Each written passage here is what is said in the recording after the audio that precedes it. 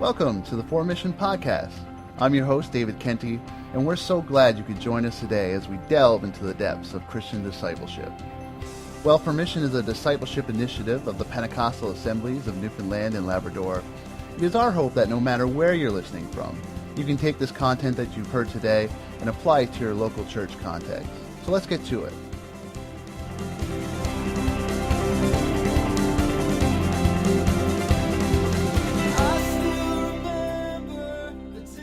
Well, welcome to the Formission Podcast. This week we have Josh Singh, who is the lead pastor at Emmanuel Pentecostal Church in Virgin Arm, Carter's Cove. How you doing, Josh? Hey, good, Dave. Thanks for having me, man. Oh, not a problem, not a problem. Josh, I was wondering if you could paint us a picture of your context. Yeah, so Carter's Cove is 20 minutes south of Twillingate. It's on New World Island. I'll give you a bit of a rundown. So, electricity didn't come to the island until 1967, and roads weren't paved till 73. So there was cow paths. So P&L just came in and started planting churches everywhere. And just passionate, gospel-centered Pentecostals came in and just started planting churches in all these small communities. And over time, those small communities that were united by cow paths are now united by roads. And so you're talking about an area where logging and fishing were primary industries and are no longer that. And so there's a lot of economic poverty, a lot of drug abuse in our areas, just a lot of stuff that you would see in urban areas, but it is rural context. And then on top of it all, with the inception of the internet, you have all kinds of urban issues as well within a rural context because of the globalization of the world through the internet. So this is a really interesting context, really cool in terms of church culture. You got folks that are pre-internet, and they have many traditions and things that they just kind of hold to. And you have all kinds of other folks that are post-internet and have access to global teaching from around the world. And so it brings a funny dichotomy to our context for sure. Yeah, and as a mainlander, a fellow mainlander who's here on the island, mainlander pride, there we go. Very good. Don't know if I should have said that, but either way, you bring an interesting perspective to rural Newfoundland context. And did you ever picture yourself in this context? Was that something that you said when you were 5 years old? One day I'm going to be pastoring in rural Newfoundland. No, man, not at all. That's actually one of those things that you never, you always hear stories that people say, hey, if you would have told me 5 years ago I would have been here, I would have laughed at you. That's my story now, right? I just never would have pictured us, like Carrie and I, being here. And but man, so far so good. The church that we pastor is a joy to pastor, and the area just tons of need. So there's never an end of work. So it's great. And you kind of mentioned there was this dichotomy where you had the internet as sort of this eye-opening experience for a lot of people who, say, 40 or 50 years ago, this wouldn't have been an issue, and you're dealing with urban issues within a rural context. So it's not a complete rural, these people have no electricity type of idea. It's more they're dealing with regular issues that, say, people in St. John's are dealing with. Absolutely. Just, just a different economic base, even just a different culture all around. I mean, the very fact that you can go to the local grocery store and people are talking about, did you get wood? Did you get your wood today? Yeah. I've never had that conversation ever had. Yeah. And then they're checking their iPhone for the latest hockey stats on TSN. So I mean, so that you have this walking in two different worlds. That's just really interesting, man. Just really different. Yeah, must keep must keep you on your toes. Yeah. For sure. Yeah. Cool. And so we have your context sort of squared away. So let's jump into the Formission Adventure. And I know this is something that you've been passionate about. And for those of our listeners who don't know what the Formission Adventure is, could you describe a little bit about what it is? Yeah, well, the idea is really engaging your community over the Christmas season, over the Advent season, with the great news of what Jesus has done, and living in light of the gospel. So we proclaim the gospel on one end of the coming of Christ, but on the other end, we live in light of that gospel. It's all about the greatest gift that has been given to humanity. So for churches, it's about turning around and giving gifts that will eventually point to the good news of Jesus. And so that's the idea with the Formission Adventure over the Advent season. Great. And for those of you who want a little more information, you can go to Formission.org/adventure, and we have a full adventure page there. And if your church is even involved in the adventure, you can post up on that page things that you're doing in your church, which I think is a tremendous idea, and it really builds a lot of community, don't you think? I think it's awesome. I'd like to just to be able to have a base of ideas that can be really catalyze other churches to go for it and leverage what they have in their local communities for the sake of not only proclaiming the gospel, but living in light of it, that our good works would shine so that people would glorify our Father in heaven is really the point of it. Awesome. So Josh, what are you guys doing for the Formission Adventure at Emmanuel? Yeah, so a few different things, like the official things that we've just kind of tracked for this Christmas time are this upcoming Monday after our Christmas concert for our kids. We're having we have a group of ladies called the Busy Bees. So they're these ladies, amazing ladies in our church, who have sent out thousands of dresses to different countries, so the need now has turned inward. And so one of the gals, Eleanor Dove from our church, has just said, you know what, we want to bless people in our community. So let's gather all kinds of goods that we can just give away at a giveaway. And so Monday from 10 to 3, that's what's happening. And so that's really their initiative. Like, it's amazing to see. It was just an incredible idea of hers, and so she's ran with it. So we're doing that. The 21st, we're canceling our evening service to actually get into a few different groups and go around to different parts of our community to do some Christmas caroling and to give out candy canes and those types of things, and invite people to our Christmas Eve celebration.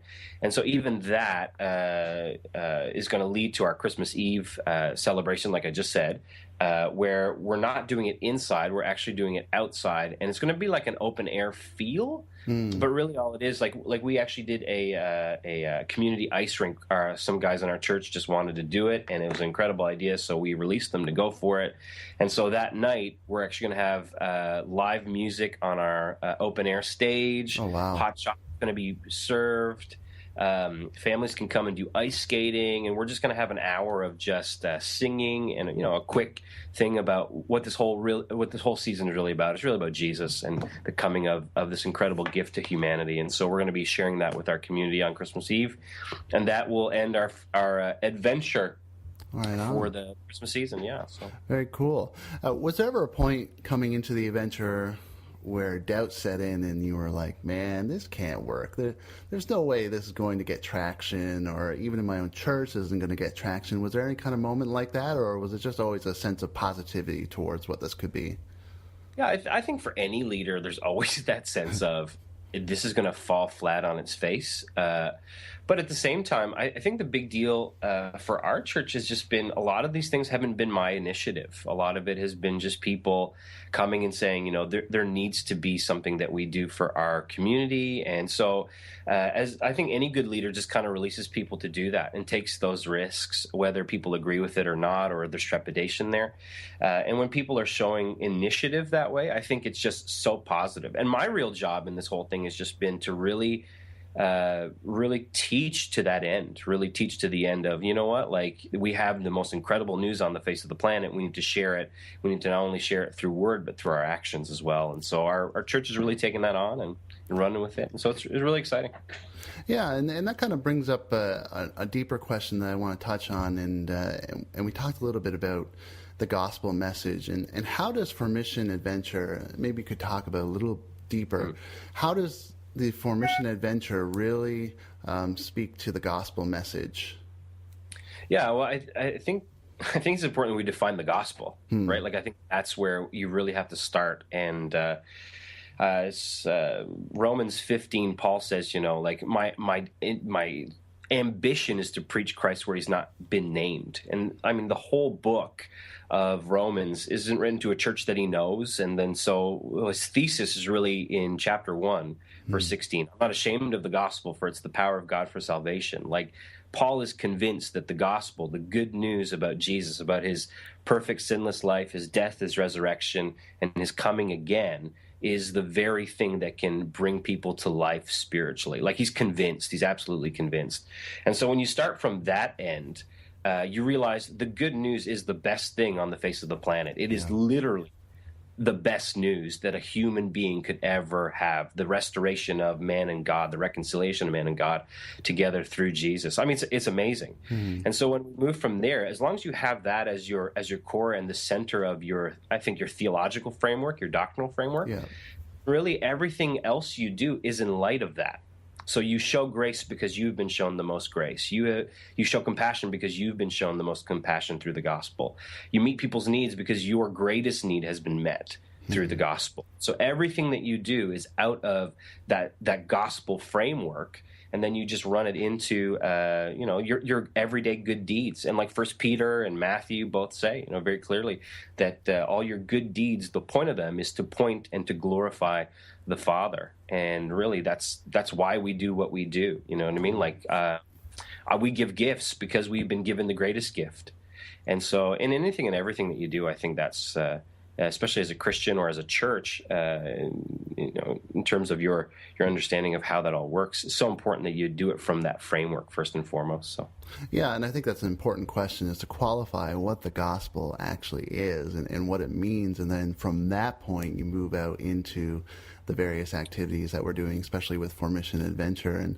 And I know one of the biggest concerns that might face Pentecostals, because we're so rooted in the proclamation of the gospel, that almost a proclamation supersedes action in one sense, in living out the gospel. And so the biggest concern, I guess, that we would face is, well, what prevents Formission Adventure, so acting out the gospel, doing the good deeds, sharing grace where we have been given grace, sharing love where we've been given love, what prevents that from becoming just a social gospel that's purely about good works, but forgets the proclamation aspect? How would you respond to that? I think it's, you can't have one without the other. Right? Like, good news has to be shared. It is news. It's something that has to be vocalized, but at the same time, it's something that needs to be lived. You need to live in light of that news. I mean, so if you've gotten the greatest news on the face of the planet, it's crazy for you to just sit on it and not share that. And you share it in any way that you can. And so, like, you can't have gospel proclamation without living in light of the gospel, and you can't have living in light of the gospel without gospel proclamation. They both kind of go hand in hand together. And it's so important that people realize that, because like you said, I think Pentecostals for years have leaned into the gospel proclamation bit, and our holiness side of it has been super important and good, but we haven't realized that is in light of the grace and mercy of God. And so everything that we do, our holiness is based out of the gospel, not our holiness defines what the gospel is. It's the gospel that defines our holiness, and our holiness is, part of our holiness is to live that out and to share what we have with those in need, and to be a light to the world. So there's a combo of the two, and it's so I think it's vital that we don't misunderstand that. Otherwise, you will just end up with a social gospel.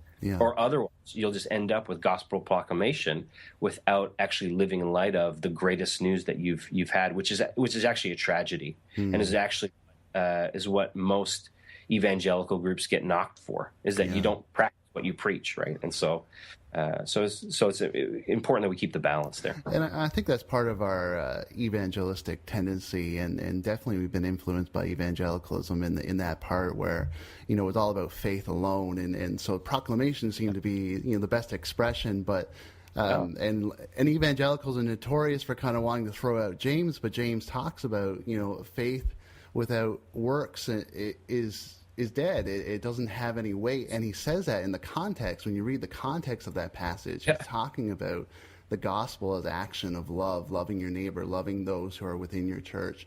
And it seems to be very action oriented. And he says exactly what you said. You can't have one without the other. They're inseparable.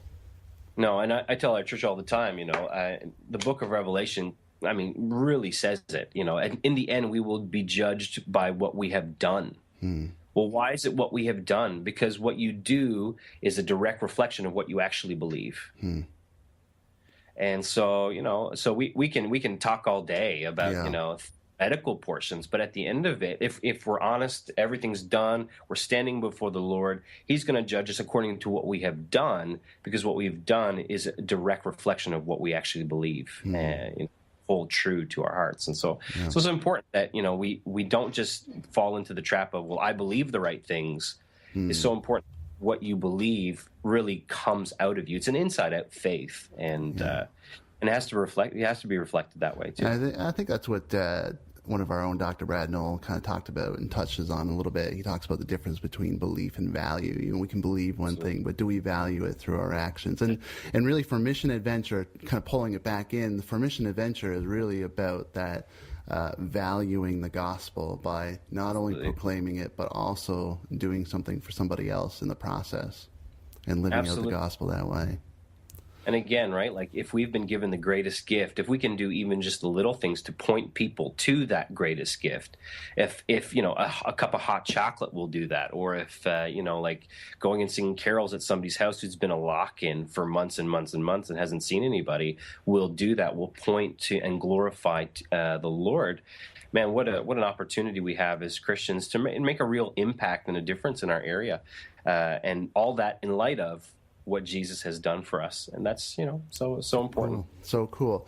I want to switch gears just a bit. You mentioned that you're in a very interesting context where it's rural, but it's still got some urban issues.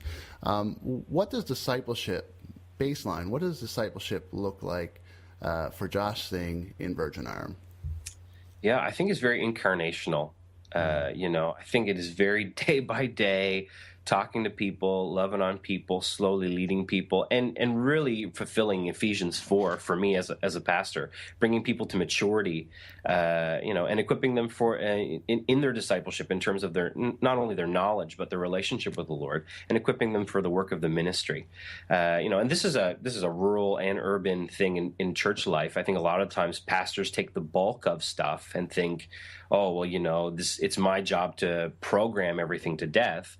But biblically, your job is to bring people to maturity in terms of their understanding of the word, how they kind of focus and live out that particular word, and also equipping them for the sake of ministry in their own communities and around the world. And so, like for me, I'm not a brilliant guy. I am as far away from an amazing pastor as there is, but like all I know is if I just do what is expected of me from biblically, I think we'll be okay. And I think that's a big thing for me in terms of discipleship, is how do I lead people to be people that are centered in God's word first and foremost, and then walk out their lives according to that good word of Christ. And so that's really how it works here. It's not very complicated. It's like, I think sometimes we complicate it too much. Like we don't really have a program. I think it's just living it out, being great examples of what Christ can do in somebody's life, and just patiently walking people through their questions. Right. So yeah. Sounds like you got a dog there. She's annoying. She's crazy. And you kind of touched a bit on that, and the program versus, I guess what you're talking about is a process where there's no rhyme. There's no.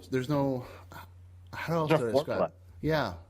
There's no formula. There's no formula, and I think that's so hard for us because we want to have a formula. We want to say, okay, I can do this 100 times over, and 100 times over it's going to get the exact same result.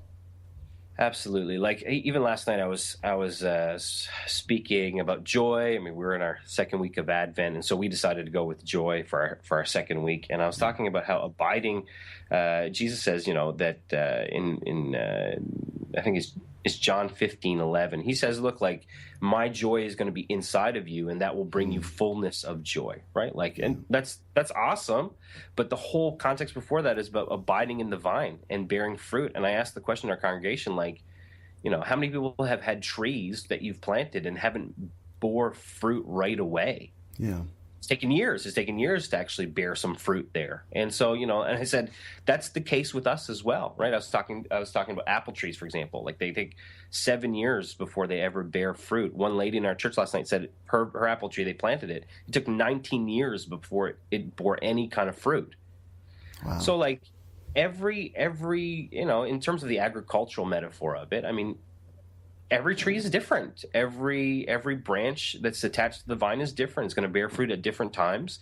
But the point is it bearing fruit? And whether it's a lot of fruit or a little bit of fruit, the issue is it bearing fruit? And so I think that's how we try to gauge discipleship here, is just not necessarily by huge markers or formulas, but just, is this person ever increasing in the image of Jesus every day? Do they love more than they did last week? Do they have more joy today than they did last week? Do they, are they kinder today than they were last week? And so we process that through teaching and, experience and all the stuff that other churches do as well. But I think your markers just can't be formalized as we would like it to be. I think you just have to take it on a case-by-case, person-by-person, individual basis. And I remember that from my own experience here with youth ministry and taking along a certain amount of students and mentoring them and discipling them. And I remember the first weeks we were trying to disciple and mentor and being frustrated because I'm like, it's not changing fast enough. They're not changing fast enough. They're not. But, you're just like, I want the big altar moment where their life is completely radically transformed in an instant, and they go from, 0 to 100%. And I remember Ashley kind of took me aside and she said, but she said, like, the point in discipleship and mentorship is that this may take a long time. And the goal is that by the end of the year, our students are in a different place than they were starting out, and that they've grown little by little each week that you invest and each week that you disciple them. Yeah, absolutely. And and that's for any pastors out there that have been in the game for any amount of time, that's just the case, right? Like, that you can't move people in a assembly line fashion and try to get everybody at the same spot. But there are markers, and you can look for those markers and you can gauge them. And all the markers that we need are in the Bible. Like, they're all there. And so, a lot of it is just sticking close to the text, I think. It's something that in a lot of Pentecostalism that hasn't had a big academic base. Sometimes we're scared of this idea of study or investing in the Word like we should, because we base a lot of things on our feelings and but I think at the same time, the closer we stick to the text, the less room there is for wondering. You have everything you need to gauge and to mark where you are in your discipleship, and if you're a leader, you have everything you need to mark and to gauge whether or not your people are growing in discipleship as well. Cool. Some good insights and some good dialogue. You're currently working on a Formission sermon series for pastors. Can you tell us a little bit about that? We want to plug that on the show today. Yeah, so me and Matt Joy, Matt Joy is just an incredible leader, I think, especially in the province. One of the best. Him and his wife Kayla are just phenomenal leaders. So Matt, loving this Formission thing. We Skype in once a week. We're constantly at each other about how we're doing in our family lives and health-wise and all those things. And so we were talking about Formission, and we said, it would be really cool to just plug this thing and create something for pastors where they could just take it and pitch Formission to their congregations. And so Matt was like, well, how do we do this? What are we going to do? And he just came up with a brilliant idea of doing a 4-week series just as an intro to hit all of the M's in Formission. And so we're working on that currently. We should have that done before the end of December, and if not, everything should be released by the start or mid-January. So anyway, that's where we're at with that, and that's just to serve our pastors well, because we know that they're just busy doing a million and one things. And, so we want to try to make their lives just a little bit easier. Yeah, and that's what we're here for, and that's what Formission is all about. Is it's not a program where like we were talked about, where it's a formula, but it's a tool, a means in which you can take discipleship to the next level in your own congregation, and it's highly, highly adaptable. And I think that's the beauty of Formission itself. Well, I think I think we have to be realistic about the context that everybody's in, right? Like you need to leverage what you have where you're at. And so it's frustrating for a lot of pastors to see things like, I'll give you a good example provincially, okay? So Bethesda for the shoe boxes, the Christmas shoe boxes, I mean, they raised over 800. Yeah. Which is phenomenal, and that's crazy. And get excited about those things. But for my context, last year we got 60. This year the goal was 100, and we got 96. Mm-hmm. Well, for our context, that is a huge win, right? And so it's just leveraging what you got where you're at, and ensuring that you're celebrating the things in your context that make the most sense.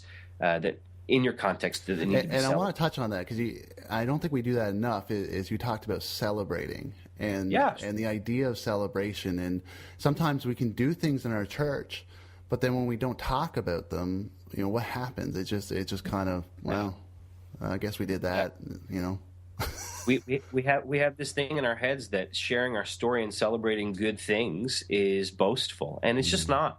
It's just not.